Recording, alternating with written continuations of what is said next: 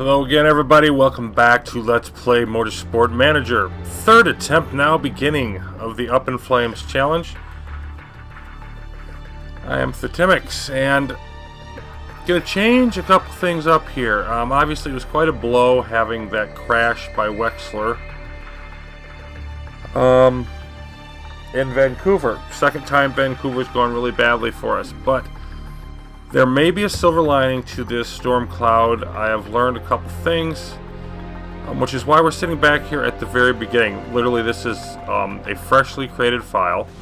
I haven't done anything in it at the beginning of the challenge. And each time I do this, I am, of course, going to restart from the beginning. No cheating-ish, gamey-ish stuff by starting halfway through.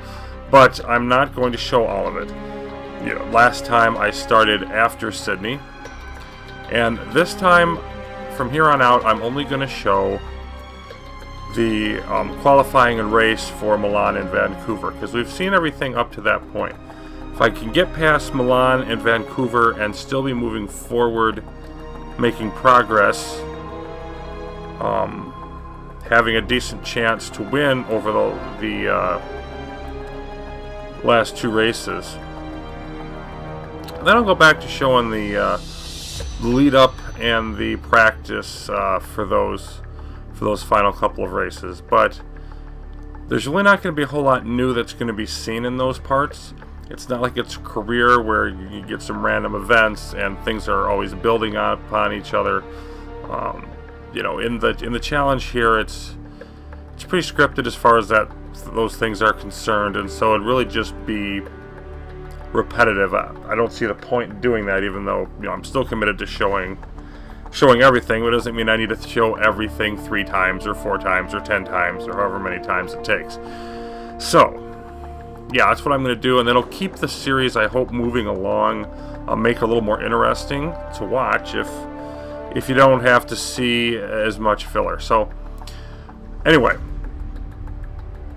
but what I did do is I went back and I wanted to just see if there were any strategical improvements that I could make. And I think there are. I want to head into the car here real quick just to show a couple things.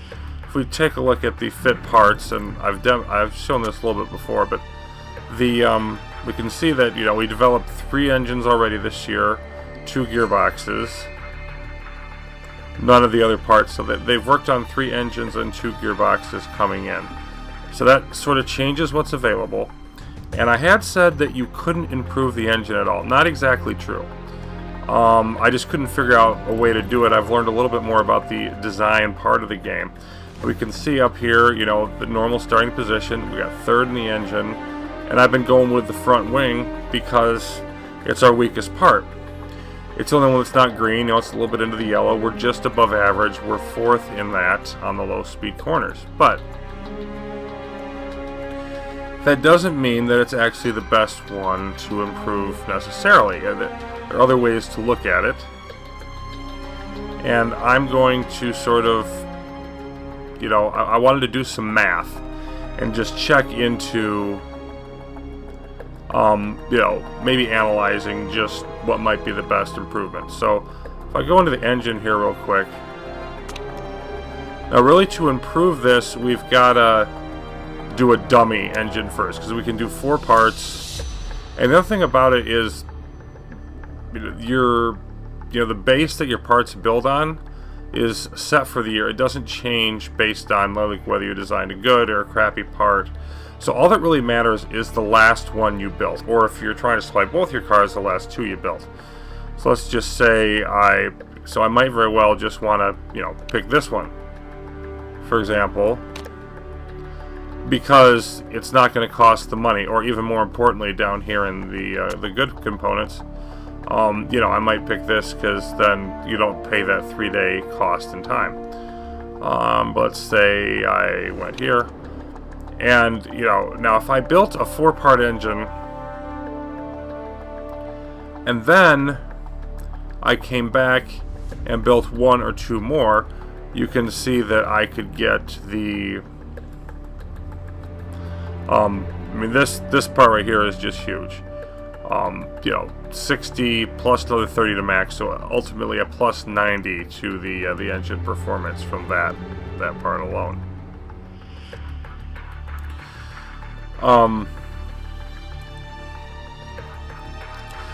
The problem is how long engines take to build. And the other thing about our setup here is, you know, just to reiterate, we can improve the engine. It's just a case of, is it worth it? That's kind of what I'm driving at here. Okay, so the problem is with our setup, we've got a limited amount of time. It's the end of December as we start, and we've got till the 1st of December. So we've got a total of 70 days, as it turns out. 70 days is the length of the challenge till Yokohama finishes the season, and we can't improve everything in that amount of time. So working on the engine is kind of really putting all our eggs in that one basket. Yeah, we're going to improve our speed. Speed is important, but it's not, you know, it's not everything. We can see it's really important for Milan. Moderate importance for Vancouver, moderate importance for Sydney, really important again for Phoenix, and then moderate. So, you know, it's in the conversation on all the tracks. I mean, your engine's biggest part. It's going to matter a lot, but you know, how much is it worth sacrificing improvements in other parts? So,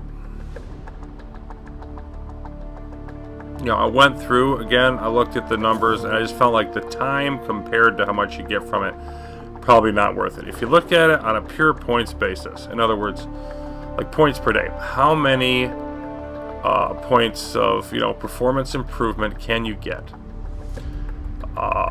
from each part? And I went out and looked at it, and it turns out there's a real clear winner in that, and it's not the engine. It's also not the front wing.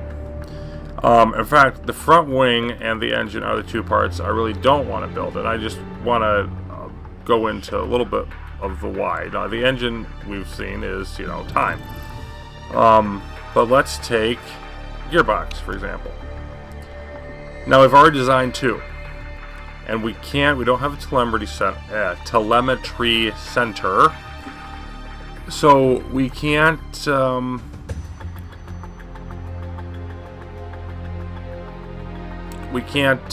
here. We can't go to the great components.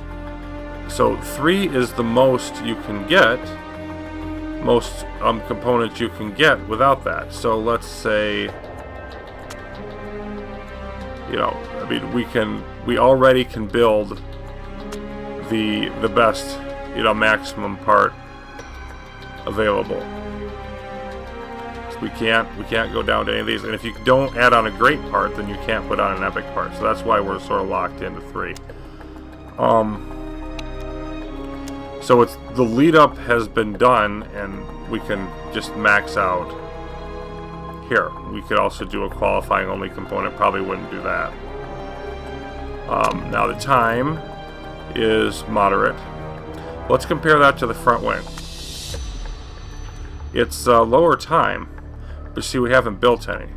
So if we're going to get a max part, like maybe we'd build one of these,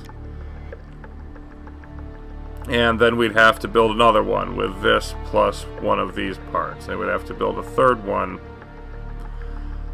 or, you know, maybe we'd only build 2. But either way, like the total improvement we would get, it works out, it's not worth the time. So even though we're improving like one of our worst parts, but we're not getting as much improvement as we could get out of one of our better parts. So looking at the points comparison, I'm not sure of the exact order it came in. I have to look that up, but it ends up that gearbox and brakes are going to be the most important ones. And then after that, the suspension or the rear wing is third, suspension fourth. So that means essentially leaving our top speed where it is, we're not going to be as fast as the top teams. But we improve our acceleration. We're already better than Steinman in that, and we could improve even more, possibly take the first place from Panther. Brakes, we're already the best. We could get even better at that. And of course, if you look at like what the most important parts are, I don't think the parts are of equal importance, but I think they're made to all be significant. And every track has turns. So to a degree, you know, you're going to have acceleration, deceleration are going to be important to some degree for all tracks, whereas not all tracks might have low speed corners. So we're just going to have to take the hit on those, but you know, and just sort of try to make up for it elsewhere. So that's sort of what I'm going to try. I also have been thinking about the parts breaking down, like the engine's going faster in Milan, for example, and it's getting through Vancouver fine with the same amount of reliability. I think the more crucial parts also get more wear during the race. So I want to track how that works, because I may want to tweak how much weight stripping I do based on like if a race, you know, needs a lot from the engine. Like Milan, I'm not going to use it as much. Not going to strip it as much, but I might be able to strip it more for another race that doesn't have quite the hit. So that's essentially that. That's what I'm going to work towards, the way I'm going to approach it this time. So it's going to be a little bit different with the part development.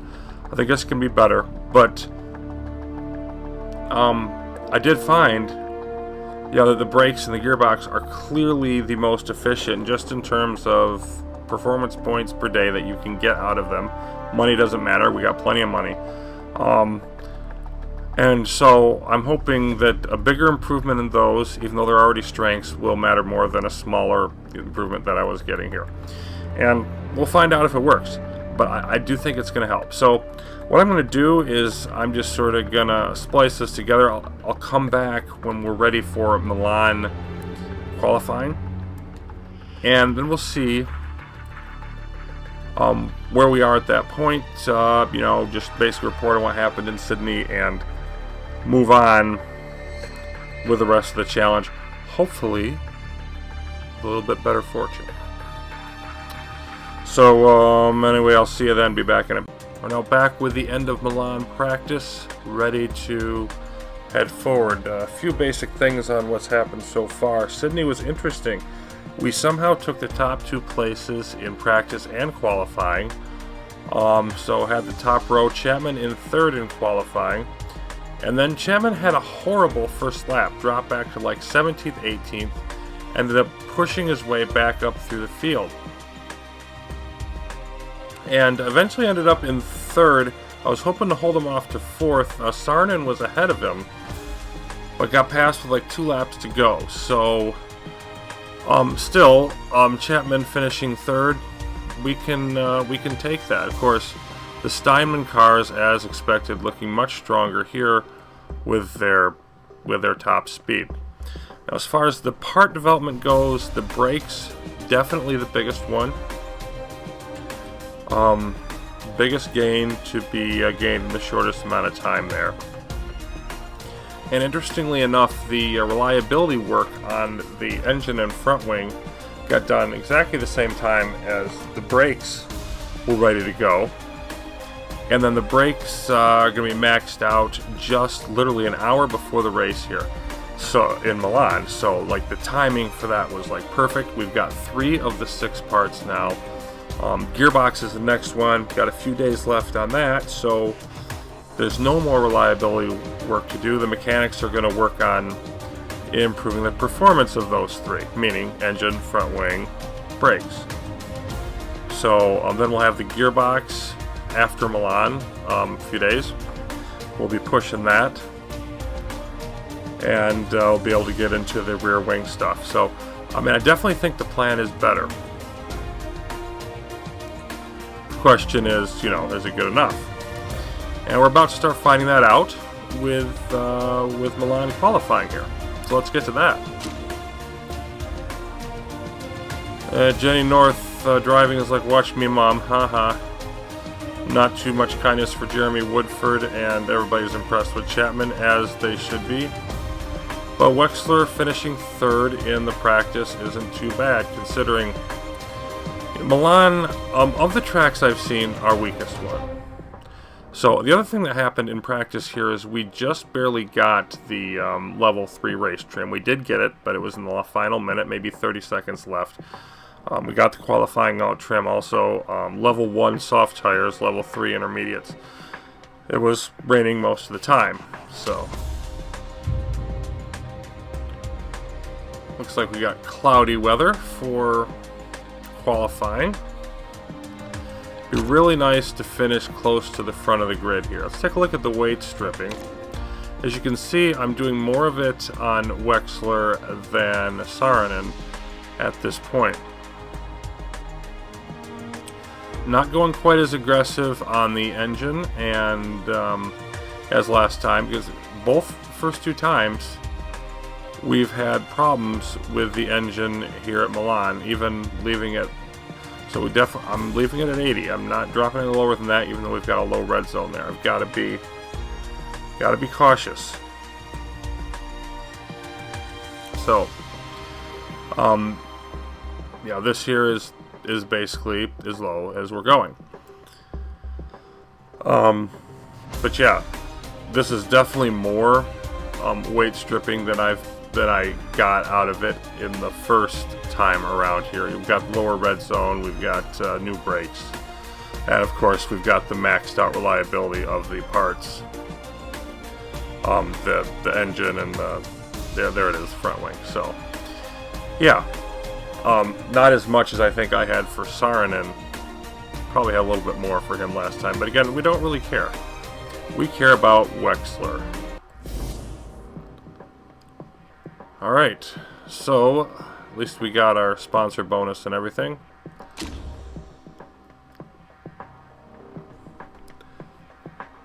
Sorry, I'm hoping for more tomorrow. So am I. Not bad and a bit disappointed. So we got a couple contradictory statements there from him. I have good fashion sense. Boy, is that a lie. Elaine Valenzuela obviously really does not know me. And yes, lots of history in Milan. Let's go make some more. Decent weather to start.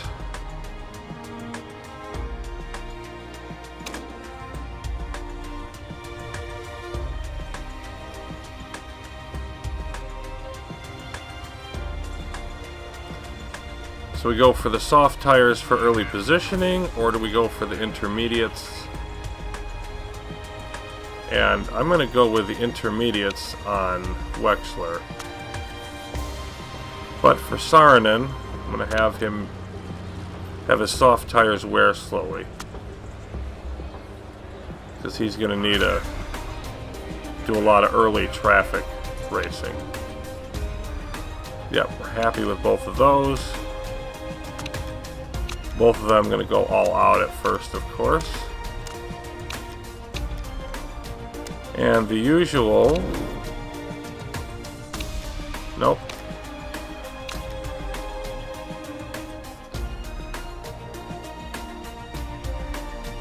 You know, 2 laps just seems to be too much on the fuel, and it doesn't...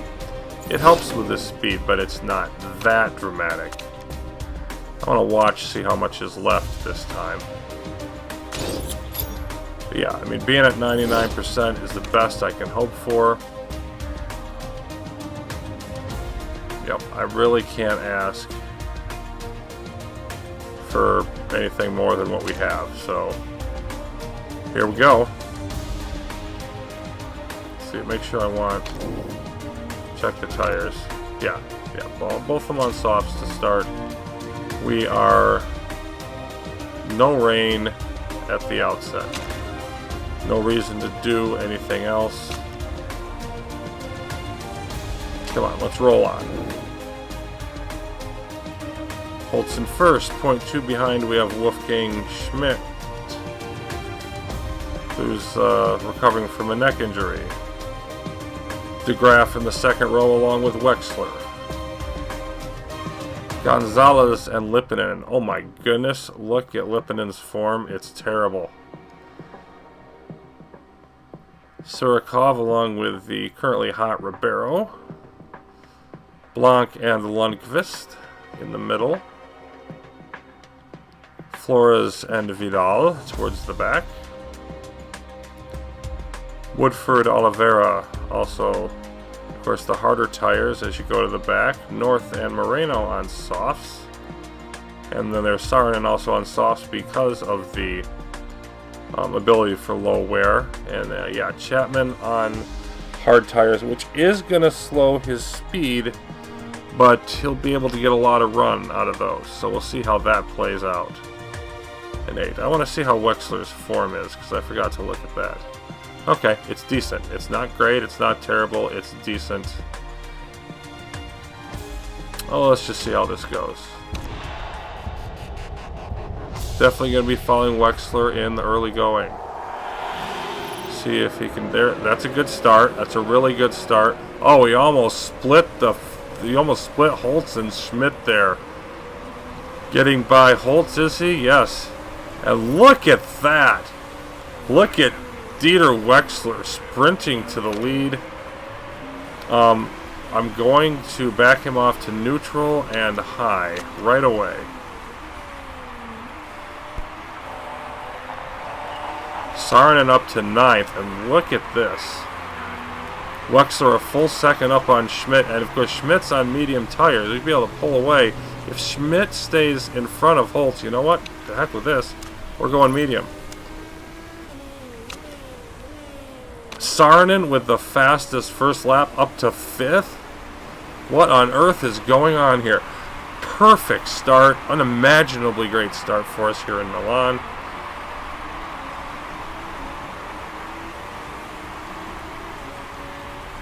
And let's just hope we can hold it. But, I mean, being able to have Wexler back off right away is just fantastic. Now Holtz is up into second, maybe charging. We'll have to watch that gap. Saarinen up into third. And second. Alright, fine. Slow them down. You just burn your freaking engine and slow them down, Saarinen. Go with high. But still, wow. I mean, this is just a perfect setup. Wexler in first, Saarinen slowing everybody else down, I hope. And yeah, 2.2 seconds, and the gap is increasing. I cannot believe how well this is going so far.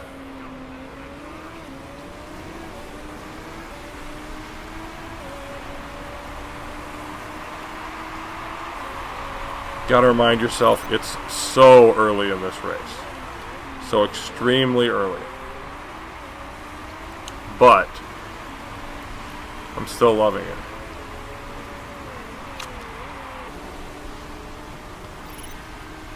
Lap 17. Okay, let's take a look at our weather.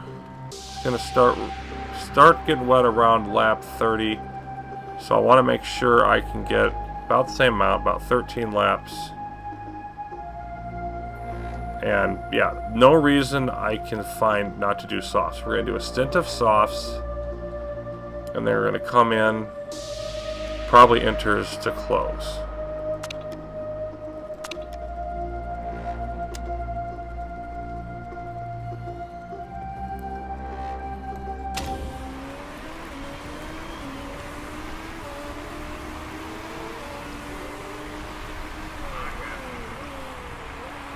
That's looking good. Let's ride with Saarinen for a bit as he tries to hold off Chapman.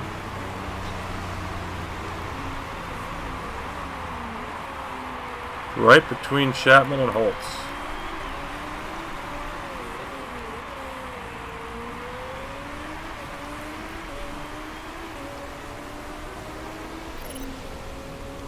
And of course his tire's not wearing nearly as fast.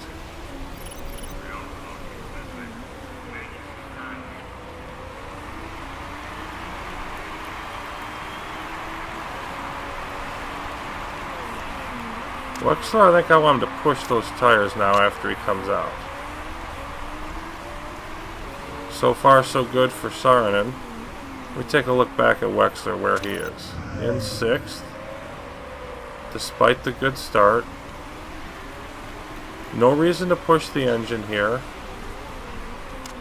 And actually, I might as well just shift him into neutral there as well, because he's about 10 seconds behind Schmidt. He's got lots of open track in front of him. That's a great place to come out of the pits. I'm happy about that.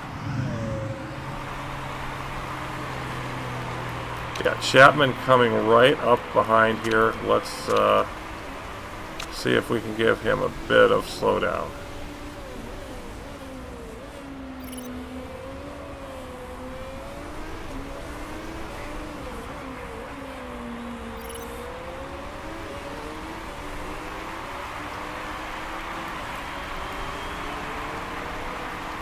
And it's over.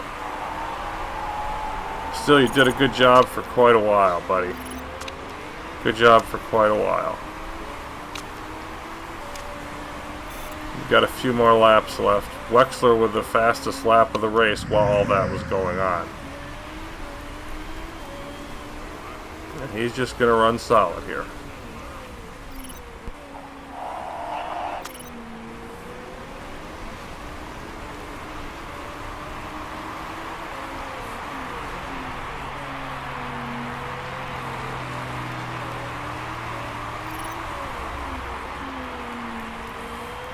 Looks like Chapman may be trying to go all the way on those hard tires. Got some people pitting here. Fastest lap again for Wexler, who is up to 4th now. Nobody ahead of him has gone in.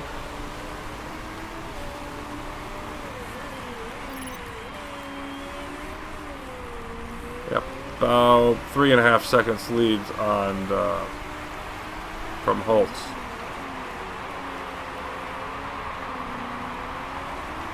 I really do think I'm going to want to push and get the most out of Wexler's tires I can. I don't want to push his engine because we're just over halfway, and everything's looking fine. He's got plenty of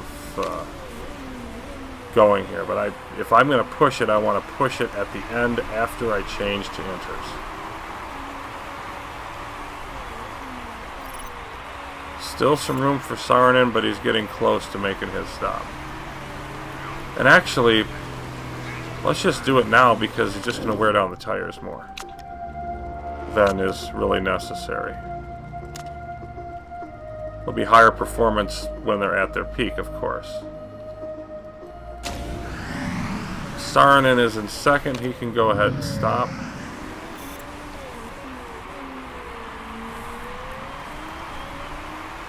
Running a great race, 7.2.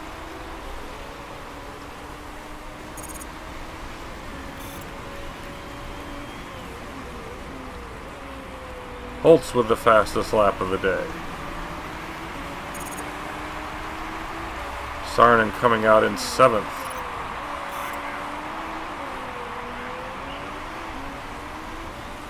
Holtz on the charge, 1.8 seconds behind.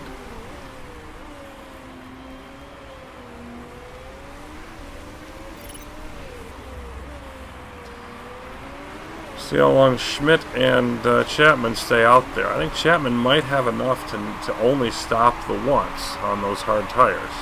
And that could get him the top there. Of course, that's Wexler's fastest lap, but it's not as fast as Holtz is going.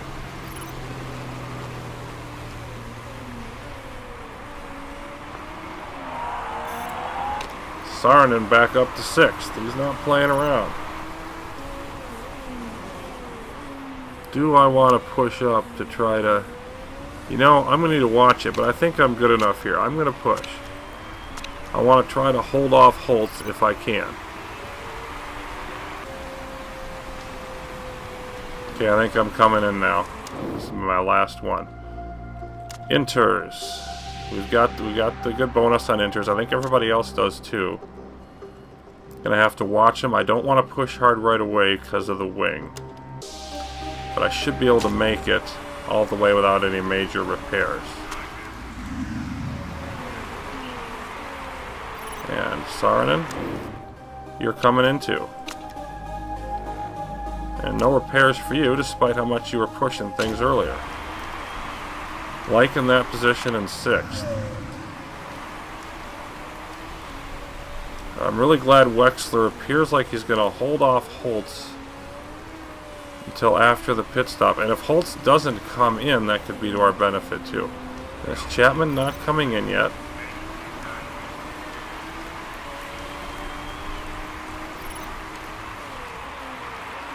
Now let's see. I mean, it's borderline here.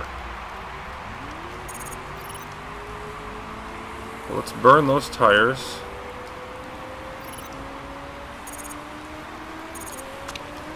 For both.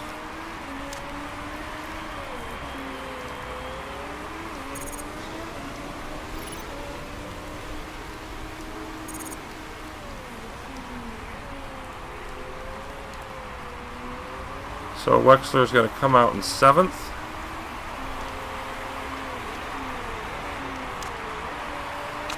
Go to medium on the tires until we find somebody to pass. You can go ahead and push. Yeah, I know there's spare fuel. I'm not worried about fuel.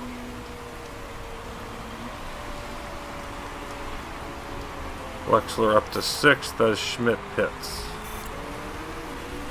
We weave our way through the slower traffic.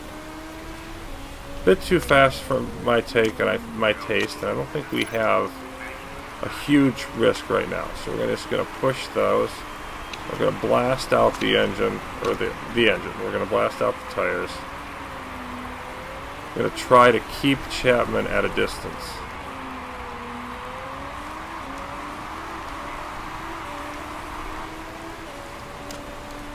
Blast out your tires too, Saarinen. Stay ahead of Holtz. Or die trying. And you've got enough. You're going to blast everything. No, we can't afford to do that. Doggone it, because of fuel.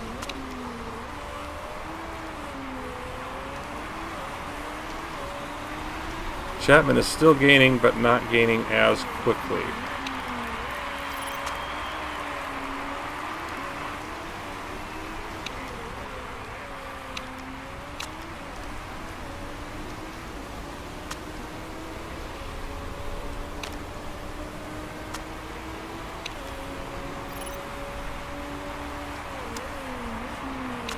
And the final lap, we've got a 2-second lead on Chapman. I think that's going to do it. It's not going to gain us much. It's only going to gain us 2 points. But not getting beat by Chapman on one of his best tracks, even if it was self-inflicted, is going to be a very nice moment. And there he's coming up behind, but he's too slow. Dieter Wexler takes the checkered flag at Milan. Saarinen losing his spot to Holtz, but still finishing 5th.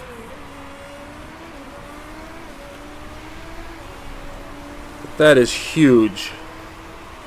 Huge, huge win.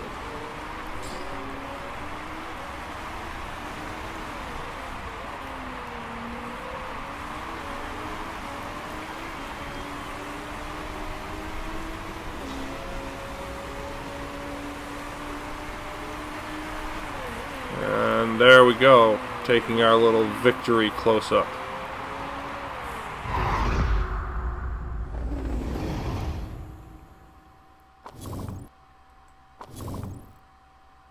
Okay, Saarinen gets a 10-second penalty. Awesome.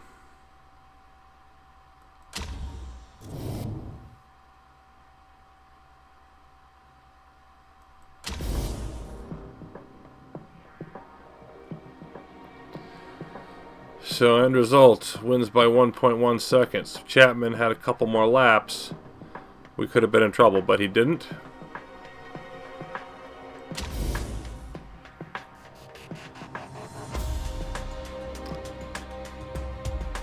Wonderful trophy. Okay, so the lead down to just 9 points now. By far the closest we've ever been at this point. Saarinen up another spot to 5th, just behind Oliveira and Sharp. It's kind of in a thick of drivers though. Gonzalez, Surikov, Holtz, all behind him. But this is a real battle now. 3 races to go. If we can avoid disaster at Vancouver, could really have something here. Of course, let's take a look at team standings. We're right there with them.